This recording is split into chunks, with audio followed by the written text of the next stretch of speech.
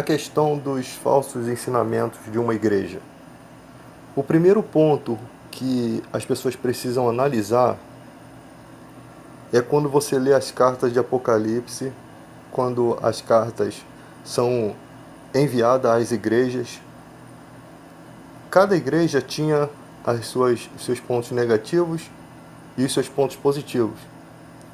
E existia até uma igreja que precisava de colírio para os olhos. Diz as escrituras que era uma igreja rica, que se achava rica espiritualmente, mas que diante de Deus, espiritualmente, estava pobre, miserável, cego e nu. Mas ela não deixava de ser a igreja de Cristo. O erro dos cristãos é quando você critica uma denominação, você se esquece que ali existem várias pessoas vivendo a fé. O Espírito Santo é um só em todas as igrejas. Por isso que está escrito na Escritura: falai todos a mesma coisa. O Espírito Santo vai levar-nos ao equilíbrio. Então, o Espírito Santo, ele vai nos levar a ter o domínio próprio. O que acontece é que hoje em dia muitas igrejas têm um ensinamento errado, e não querem voltar atrás sobre esse ensinamento. Mas a nossa luta não é contra as pessoas da igreja. A nossa crítica não é contra os membros da igreja. Esses são as ovelhas de Cristo. A nossa luta é contra os argumentos dos falsos ensinamentos.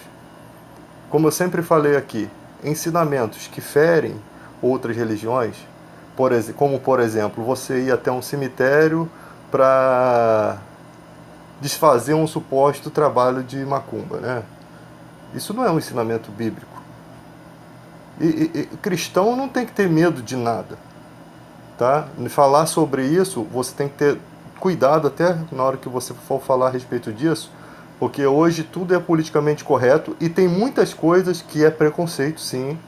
As pessoas confundem liberdade de expressão com razão para falar qualquer coisa.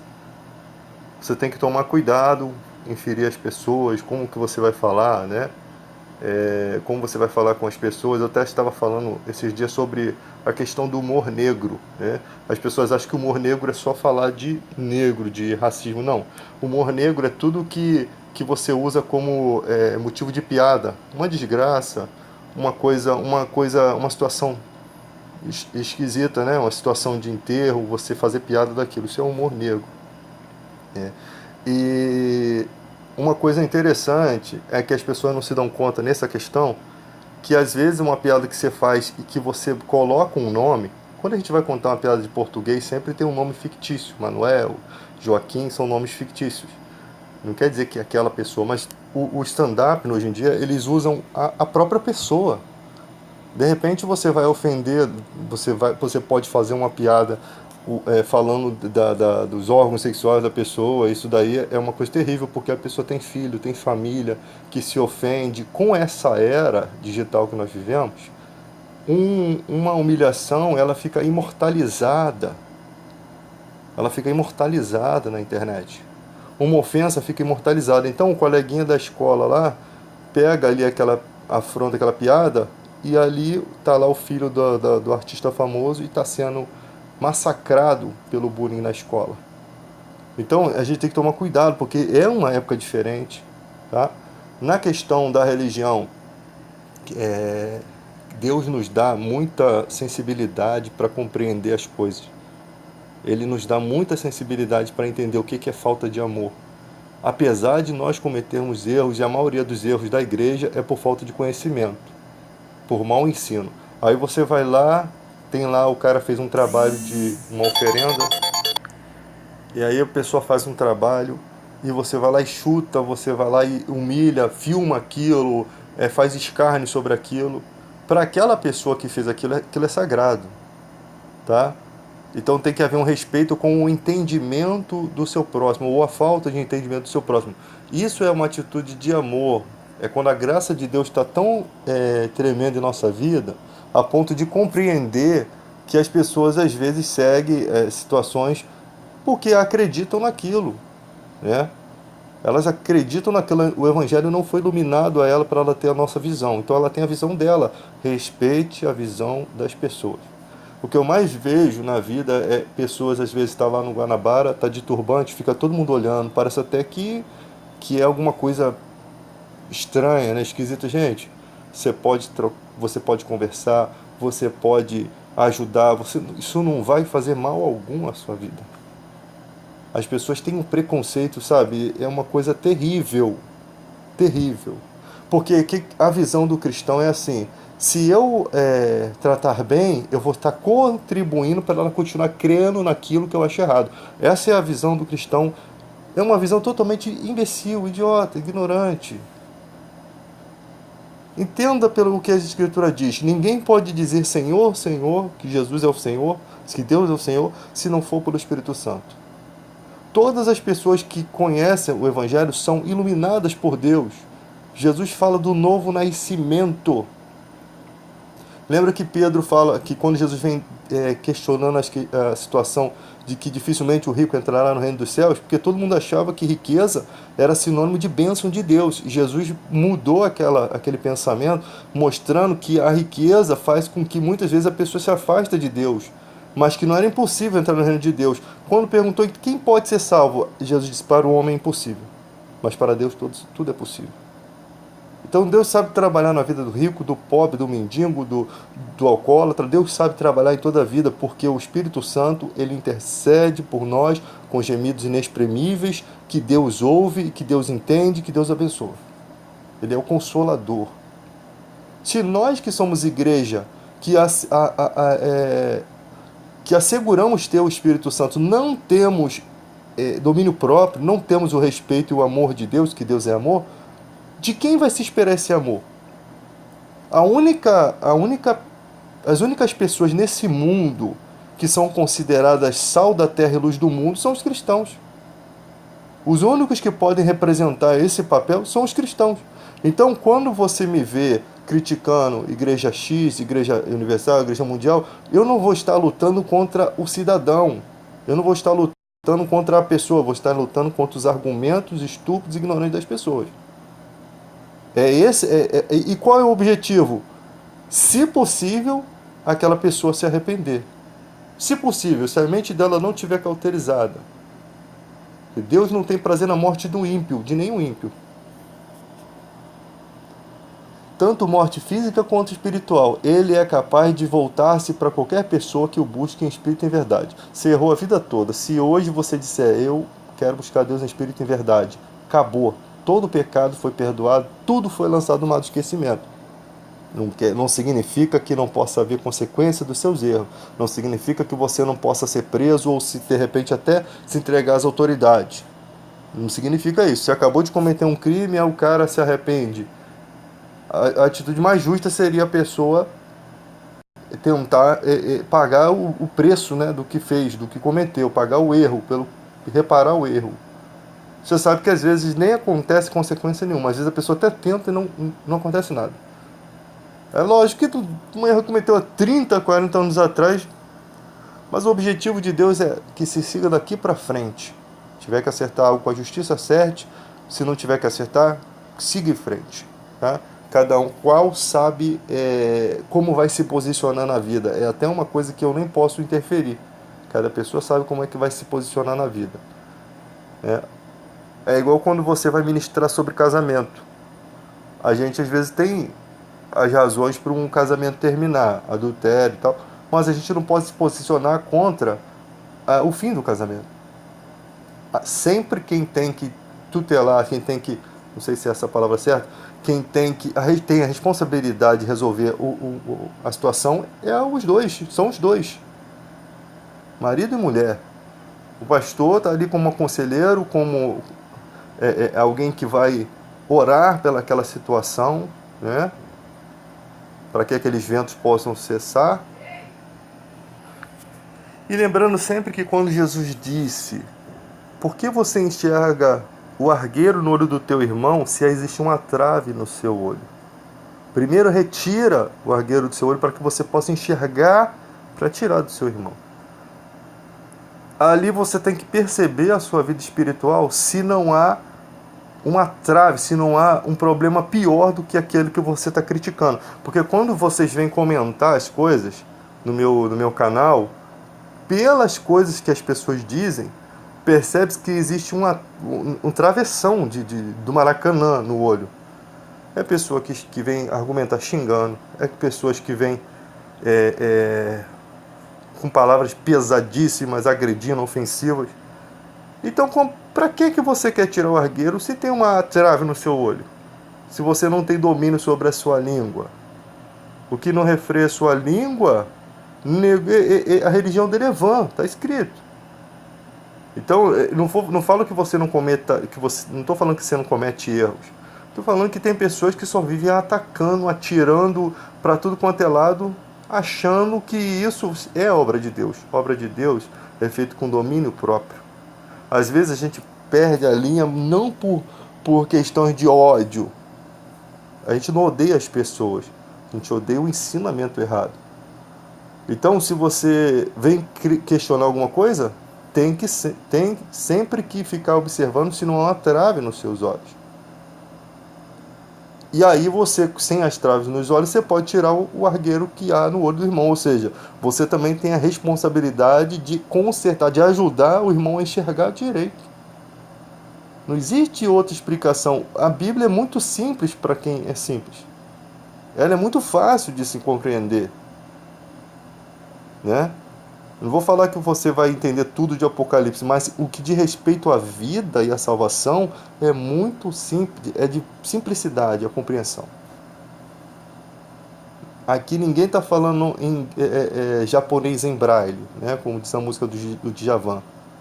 É mais fácil aprender japonês em braille. Não é uma linguagem comum do trabalhador, como sempre foi do pescador da época de Jesus Cristo. É uma linguagem simples. Até os homens eloquentes, como Paulo, dizem nas Escrituras: a minha palavra não consiste em palavras persuasivas. A gente vê cristão tentando convencer com a ciência. Irmão, a palavra por si só tem poder. Ela nunca volta vazia. Ela, como Isaías 54, 10 e 11, ele diz que ela é como a chuva, né, que não sobe para as nuvens sem antes regar a terra. Ela faz o que ela tem que fazer, ela toma o destino que ela tem que tomar. Né? E essa boa consciência que nós temos diante das Escrituras é o que nos faz ser confiáveis em outras opiniões da vida. Não quer dizer que todas as opiniões da gente vai estar corretas, mas é o que nos dá confiança, como você ministra a palavra, como você vive o Evangelho, qual é o seu testemunho. Tem gente que prega muito bem, mas quando chega na área da oferta, o testemunho é horrível. Eu falei para minha mãe no final de ano, ela, vamos lá na Universal. Eu falei, mãe, como é que eu vou na Universal se eu sou o primeiro a atacar várias pedradas na doutrina? Mas vamos lá, eu vou abrir uma exceção, né? Porque a mãe, a gente também tem que honrar pai e mãe, fui lá. Olha, o culto foi uma bênção. O Universal aqui de Santa Cruz foi lindo. Mas parece que jogaram titica de gato depois do culto na pregação. Começou a feder. Começa a parte do dinheiro. Quer dizer, tudo aquilo... Olha a impressão que a gente tem. Que tudo aquilo foi feito exatamente pelo propósito de arrecadar dinheiro. E é verdade. Porque nenhum cristão saudável vai fazer as coisas com um propósito escuso. Nenhum cristão verdadeiro vai usar da palavra. Olha que Jesus tinha testemunho até dos fariseus. Os fariseus disseram, olha, ali vai ele, a multidão segue ele e ele nada aproveita. Simples assim. Os próprios inimigos de Jesus tinham bom testemunho. Existe uma passagem na Bíblia que eu não estou aqui, eu não sou dicionário Aurélio e não sou enciclopédia, mas eu sei, o Espírito Santo vai me lembrando aqui que existe a palavra que é o mais importante. Não é falar versículo onde está, não. Mas você pode pesquisar aí. Que muitas autoridades creram que Jesus era o Messias, mas não confessavam com medo dos membros do Sinédrio, da sinagoga, porque não queriam perder os seus privilégios, não queriam perder o seu lugar na sinagoga, não queriam perder a comunhão entre os comerciantes. Porque ser expulso da sinagoga, se o dono do Guanabara fosse expulso da sinagoga, Quer dizer, se você fosse expulso da sinagoga e o dono do Guanabara pertencesse à sinagoga, você nem podia entrar no comércio dele. Nenhuma comunhão entre eles. Não havia.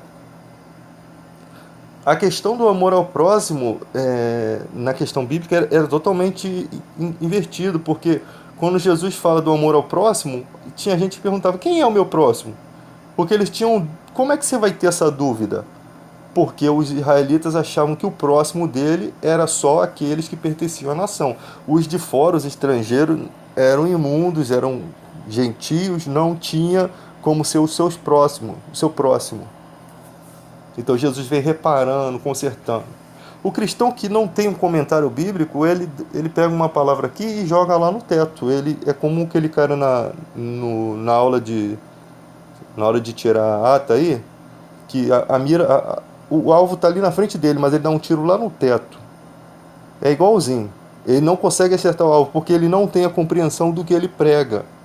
O comentário bíblico, vocês têm que respeitar o que as escrituras dizem. Uns foram chamados para pastores, evangelistas e mestres. Existem os mestres, pessoas que têm conhecimento tanto da área da parte bíblica, da parte da linguagem, né, do português, das concordâncias verbais, da interpretação do texto. Sabemos que todos os cristãos não foram muito chamados de nobre nascimento.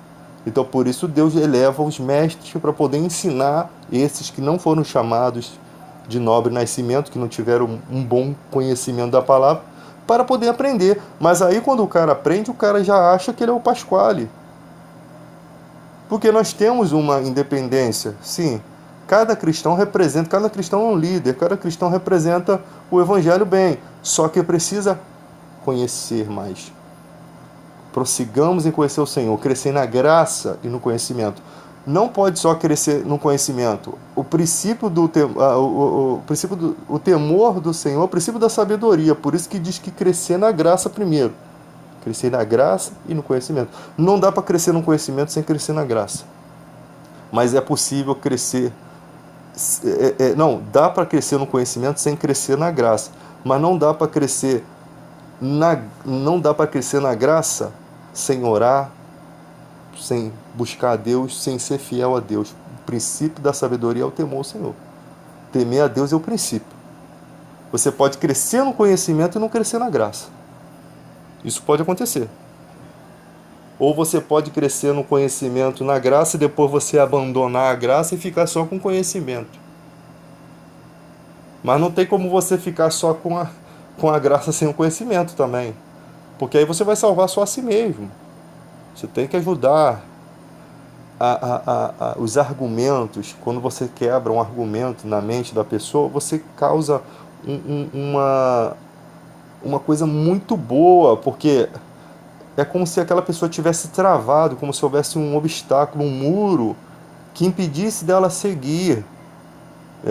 E ali você ilumina aquele entendimento, aquele obstáculo é removido, ela pode progredir. Existe um texto bíblico que diz que se ainda que o nosso homem exterior se corrompa, contudo o nosso homem interior se renova a cada dia. Ainda que, não quer dizer que ainda que você peque, o seu ser interior vai se renovar, não é isso. É que ainda que você envelheça, a cada dia o seu corpo esteja morrendo, o seu interior continua se renovando. Ele continua tendo vida. Lembra lá de Caleb, Josué e Caleb? Caleb, Deus me fez essa promessa 40 anos atrás, eu já estou com 80, mas a fé dentro de mim não morre. Ela continua acesa, porque eu sei que Deus vai me fazer, vai cumprir o que Ele me prometeu. Ele estava bem certo. Ou seja, por mais que o tempo passasse, a esperança dentro do coração dele não morria. Não morre. Isso é o poder do Espírito Santo dentro da gente. Isso é o poder de Deus fluindo dentro de nós. Não nos desanima, não nos deixa desanimado. Por isso que Paulo diz, nada pode nos afastar do amor de Deus que está em Cristo. Nem profundidade, nem tribulação, nada. Nada, nós estamos preparados para tudo, mas chega certo momento na igreja que Paulo diz assim, que haviam muitos fracos e doentes e muitos que até morreram por não compreender, por não discernir o corpo de Cristo. Não entende o propósito do evangelho, não entende o que estão fazendo na igreja. A pessoa acha que se tornou cristão, agora vai ser tudo bem para mim. Se o cachorro fizer cocô na rua, vai descer um lenço do céu e vai tampar, mas não vai deixar eu pisar naquele cocô. Olha onde que vai a pregação, né? Olha até o nível que vai, só para você ter a compreensão. Tem gente que acha que não pode escorregar no cocô do cachorro porque Deus está iluminando a vida dele. É bem simples assim. Olha, no mundo tereis aflição. As maiores perseguições é quando você começa a ouvir a palavra, é quando você começa a abrir o seu coração para Deus. O inferno fica alvoroçado, porque sabe que Jesus vai te tirar do império das trevas, Colossenses 1,13, vai te tirar do império das trevas, vai te selar, Efésios 2,3, vai te selar com o Espírito Santo. É a maior luta, a parábola do semeador narra essa luta, a perseguição da semente, porque ela tem poder. É tipo Jesus sendo mais valente, ele vai na casa do valente e tira os despojos, a armadura que ele estava ali guardando, ali você, travando a sua vida. Então ele vai lá, ele é mais valente, ele tira e começa a cuidar de você como propriedade particular. Então o mal fica desesperado, tentando de alguma forma guerrear. Mas já era, depois que Jesus tirou, filho, já era. Porque ele é mais valente do que o valente. O espírito sai do homem, não acha repouso, volta com 7 piores, o estado daquele homem se torna pior do que o primeiro. Você vê Jesus narrando coisas espirituais que você não vai encontrar em livros de filosofia. Tá? Eu vejo muitos teólogos, eu acho bonito filosofia, eu acho bonito, tem muitas frases de efeito, né? Para triunfo do mal, basta que os bons façam nada. A honestidade é um presente muito caro, não espere isso de pessoas baratas. São frases eternas, frases que não tem como mudar. São boas de se aprender. Mas o pior é quando eu vejo o cara se formando em teologia e filosofia só para ter um anel de teologia, só para dizer que também tem formação de teologia, só para dizer para o mundo, eu sou alguma coisa. O cristão não precisa dizer para o mundo que é alguma coisa, né? Tem gente que, não, eu sou cristão, eu tenho que ser advogado. Se quer ser advogado, não faça a faculdade por isso, para você mostrar que você não é burro, que você não é cristão. A gente não precisa disso, nós temos a palavra de vida eterna. Só Jesus tem a palavra de vida eterna. Para onde nós iremos? E ele nos dá essa palavra. Quando as pessoas estavam com Pedro, ficaram admirados, porque Pedro não estudou em nenhuma escola rabínica.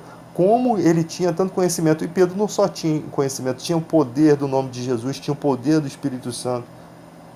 Aí entra aquelas questões assim, mas igreja tudo é dinheiro. Gente, o dinheiro é necessário para o crescimento da igreja. Mas dízimo não era dinheiro. Por acaso alguém come endro e cominho? Se alguém estiver comendo isso aí, puder viver disso, beleza. Vira logo um monge. A igreja precisa dos irmãos sustentando, né? Qual é o médico que cura as pessoas sem dinheiro? Mas o médico lá, que não é cristão, não pode expulsar um demônio.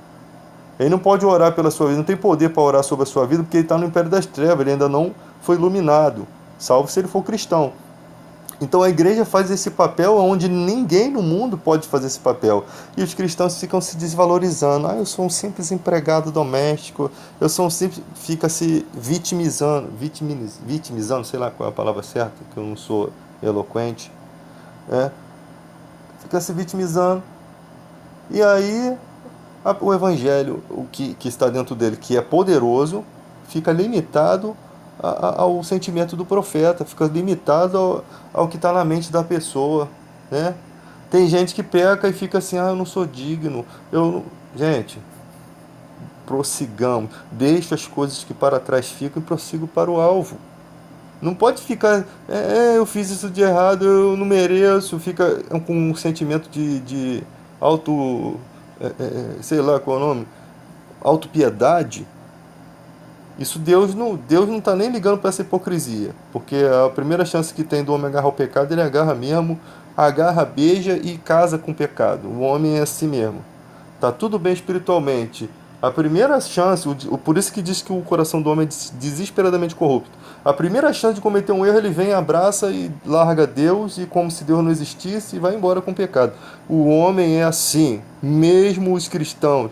Mas os cristãos que mantêm a sua mente em Cristo, né, pensando nas coisas boas, pensando na oração, pensando na Bíblia, pensando nas coisas saudáveis, ele vive livre. Ele vai à praia, ele não está ali para olhar a mulher de biquíni. Ele vai ao shopping, ele não está ali para paquerar ninguém. Ele só vai ver o cinema. Ele vive livre, a liberdade que Cristo nos libertou. Vai haver dificuldades? Vai haver tentações? Sim. O espírito milita contra a carne contra o espírito. Não existe santo. é, é, é, é, Não existe ninguém aqui tão iluminado, salvo aqueles que jejuam, que se consagram, que criam poder para a sua vida. Que no Brasil a oração é deitada na cama, né? Difícil orar de joelho. Há muito conforto. O conforto às vezes atrapalha. A dificuldade às vezes melhora você como ser humano. Tá? Então a oração é online, é com o Wi-Fi ligado. Tá orando aqui, daqui a pouco tudo se desvirtua e vai pro videogame. Então, isso não tem, Deus já estava preparado para essa época. Você acha que por que Jesus enviou o Consolador, que é o Espírito Santo? Porque ele sabia que seria uma época difícil. Antigamente a pornografia era na revista, agora é direto no teu celular. Então, os ataques contra a natureza humana estão muito mais constantes agora do que antigamente. O povo israelita, a tentação dele, acho que é olhar o calcanhar da mulher, sabe? O homem não, a tentação dele é constantemente, pelas vestimentas do mundo, pelas pessoas, pela iniciativa do próprio mundo, das próprias mulheres que se jogam na vida do cara. Então, o mundo é totalmente diferente, tá bagunçado, pessoas se prostituem no meio da rua sem medo de serem filmadas. Elas se esquecem que tem filho, que o coleguinha do filho lá na escola vai ver a mãe dele naquele ato de prostituição, e lá na escola vai criticá-lo por isso, né? Vai ser humilhado. Infelizmente, as pessoas estão com a mente e não acreditam que precisam de Deus. Quando o Espírito Santo vem sobre a vida dessas pessoas, que os pecados delas são manifestos, por isso que há o choro, porque há uma compreensão de quão estão perdidas. O que é nascido da carne é carne, o que é nascido do Espírito é Espírito. Quem nasceu da carne apenas não tem como se inclinar para as coisas do Espírito. É uma vida totalmente oposta uma da outra. Simples assim. E como elas vão nascer do Espírito? A fé vem por ouvir a pregação do Evangelho. Por isso que está escrito: pregai a tempo e fora de tempo, aproveitai as oportunidades, porque haverão tempos difíceis em que não ouvirão as Escrituras. Pelo contrário, se cercarão de mestres, seguindo as suas próprias concupiscências. Então as pessoas... Há uma briga entre a palavra de Deus, né? Diz a Escritura que Satanás cega os entendimentos dos incrédulos para que não enxergue a luz que há em Cristo. A maior luta do diabo é que as pessoas não enxerguem a luz de Cristo, não enxerguem a luz que há em Cristo, não enxerguem a iluminação dos seus pecados na sua vida. Por quê? Porque só assim elas não são perdoadas dos seus pecados. O sangue de Jesus se torna uma coisa em vão na vida delas, por isso que diz que ele morreu em favor de muitos. Na verdade, ele morreu por todos, mas muitos vão aproveitar. Agora vai ter gente que não vai ter, que morreu sem aproveitar esse favor de Deus, que foi o envio do seu próprio Filho. O sangue de Jesus nos purifica de todo o pecado, ou seja, a ação do mal sobre a vida das pessoas é simplesmente pelo fato de os seus pecados continuarem constantemente sobre a vida delas. Ele vem roubar, matar e destruir. Então, quando o sacrifício de Cristo nos vem nos remir, vem nos limpar, há uma possibilidade do Espírito Santo vir sobre a nossa vida e começar a mudar as circunstâncias, através do poder que há na palavra, que nunca volta vazia. Então há essa dificuldade de pregar, consertar doutrinas, endireitar caminhos, caminhos tortos, melhorar. Ah, irmão, mas a igreja faz isso, isso e isso. Tá bom, pode fazer A, B e C, mas não faz D, E e F. Tem que fazer o alfabeto completo. Tem que andar na linha. Tem que seguir a cartilha. Porque uma coisa que você pensa que é pouca coisa pode destruir um casamento, né? As pessoas lá, vou fazer a corrente dos 300 não sei quanto. Aí a mulher vai lá e pega o dinheiro do pagamento do marido, dinheiro de conta, tá? Dinheiro de conta e entrega na igreja, depois não tem volta. Fez isso com o poder da persuasão, porque ninguém faz isso de forma espontânea. Eu já frequentei, eu sei como é que é, não é de forma espontânea. Eles invertem os valores bíblicos, eles fazem propósito, falam. E tem uns que são tão cara de pau que se diz assim, ó, se você quiser ser muito abençoado, você tem que dar muito dinheiro. São muita cara de pau. Gente, do que se espera, o que se espera de uma pessoa assim? Que ela nem se preocupa com as coisas de Deus. O como está um coração desse? Se ela tiver que matar alguém, acho que ela até mata, porque ela não tem preocupação com as coisas de Deus, ela só tem preocupação com dinheiro. Tem que seguir meta, tem que ver resultados, eu tenho que mostrar que eu sou capaz. É como se você pegasse o mundo do empresariado e jogasse para dentro da igreja. Ela vê a igreja como uma fonte de lucro. Ela vê a igreja como um comércio. Né? É como aquele cara que você está conversando aqui dando confiança, bom dia, o cara vê que você é muito solícito, aí tu vai lá e compra um negócio, na hora de dar o troco, ele te distrai na conversa e te dá o troco errado. Aí você aí tá errado, me desculpe, pelo amor, mas desculpa nada, ele queria te dar o troco errado, ele queria se aproveitar da situação. São tipo de pessoas assim. O evangelho tem que mudar esse pensamento das pessoas. Sabe? A pessoa está te retribuindo com amor, com cordialidade, e você está vendo uma fragilidade para você se aproveitar. E tem evangélicos que fazem isso, comerciantes evangélicos que fazem isso, que é pior ainda. São seguidores de Balaão. Então, gente, é necessário a gente compreender o que Deus está falando. Ele diz por meio de homens. Ele não vai descer do céu para aparecer para você, para te iluminar no evangelho, porque não é assim que funciona. Homens santos falaram da parte de Deus. É como se Deus rogasse por nós. Nós somos embaixadores de Cristo. Está escrito. Quem fala, fale segundo os oráculos sagrados. Se você pegar alguma coisa que eu falei aqui nesse vídeo que não esteja dentro das escrituras, eu quero que você me confronte. Porque Paulo disse, qualquer evangelho diferente do dele, considere anátema, considere maldito. Se até eu, ou até mesmo um anjo pregar um evangelho diferente, considere maldito.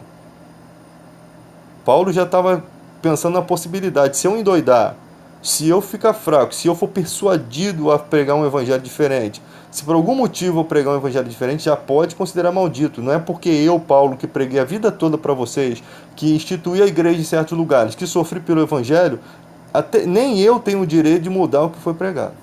É exatamente isso que ele está dizendo. Simples assim, de fácil compreensão. Então você percebe que o evangelho tem que ser respeitado. E ele tem um testemunho. A palavra de Deus é pura, ela é eficaz e ela é pura. Uma pessoa, lógico que tem pessoas que vão chegar, pode te acusar disso, pode te acusar daquilo. Eu não vou ficar me vitimizando. Por que eu estou sofrendo, estou passando por isso? Não, é melhor eu sofrer por isso, sabendo que eu estou fazendo certo, do que eu sofrer fazendo errado. Porque se alguém vem e critica uma palavra que eu preguei, eu vou primeiro analisar. Se eu estiver certo, eu vou defender. Eu vou argumentar contra. Eu vou perder tempo de vida, que para mim não é perda de tempo. Deus me deu essa estrutura. E vou questionar. Não, você está errado. E vou usar o quê como minha defesa? Os oráculos sagrados. Por quê? Porque ali, quando se fala, os efeminados herdarão o reino dos céus. De quem a palavra é minha ou é de Deus? Então é Deus que é o único juiz que já está falando, já está pré-anunciando o juízo. Mas vocês cristãos gostam de julgar. Negativo. Nós transmitimos a palavra. Se você pega um comentário bíblico, compreende que exatamente o texto está falando daquilo, sabe exatamente o que está falando, é Deus que está julgando. É Ele que não quer. Mas por que Deus está alertando? Porque Ele não quer te julgar no último dia. Ele não quer. Ele nasceu para te amar, ele fez você, ele te deu todas as condições de viver, porque ele tem um propósito na sua vida. Ele não quer ter que julgar os seus próprios filhos. Ele não quer que o atributo de justiça dele seja mais forte do que o atributo de amor. Ele não quer te condenar. É como aquele juiz lá que diz pro criminoso: você não pode se viver assim, você tem que mudar de vida, é certo o que você está fazendo? Ele não quer te condenar. O juiz não quer ter o trabalho de condenar. Para ele é uma dificuldade muito grande, o juiz do mundo, né? Ele tem que saber equilibrar o que é uma condenação forte de uma condenação média. Ele tem que saber equilibrar tudo isso. Você imagina que a condenação de Deus é muito forte, ela é eterna, ela é muito forte. Então o que Deus está querendo que a gente faça e transmitir na palavra é muito pouco, muito pouco. Não seria atribuído como problema nenhum em vista de você cair em condenação pela eternidade. Se você estivesse lá no inferno, tirasse você de lá e falasse assim: agora você quer que eu pregue a palavra para você se converter, se você se arrepender, eu tenho certeza que qualquer pessoa diria: pode pregar o que você quiser, desde que eu aceite. É exatamente nessa perspectiva. Então, nós cristãos, qual é a nossa preocupação? Os olhos têm que ter o brilho de Cristo, o pensamento, a boca, o que fala, o que vê, o que pensa, como age, tem que estar subjugado, tem que cativar isso tudo, de levar cativo os pensamentos a Cristo. As ideias, os planos, os projetos, tem que ter Cristo, tem que ter Jesus, tem que ter a verdade, não pode ter escória na prata, não pode ter coisa suja, enganos, corrupção. Só assim a gente transforma uma sociedade que não vai aceitar a política suja mais. Eles não vão ter como fugir, porque todos os votos deles estão, dos cidadãos estão aqui. Ó. O Brasil é um país cristão, praticamente se diz cristão, e é uma parte católica. Então todos os votos estão aqui. Estamos querendo ver a verdade. Se não tiver verdade do que falam em reforma de previdência, se não tiver, não passa. A gente impede os caras de cometer os crimes. É simples assim. A gente impede os caras de fazer o errado. Mas tem gente que é assim, ó. Só para mudar um pouquinho o foco aqui. O cara antigamente multava aqui e agora não multa mais. Graças a Deus, estou com o carro todo lascado mesmo, tá tudo errado. Foi bom para mim esse governo. Enquanto a gente tiver essa mentalidade idiota, antipatriota, o nosso país não muda. A mentalidade tem que ser em conjunto, pensar em todos. Porque o cara tá aqui, aí ele libera aqui para você distrair você, e lá embaixo ele rouba um monte de dinheiro dos hospitais. Aí o cara pensa assim: eu tenho um plano de saúde, eu não preciso do hospital público, mas isso daqui me agradou.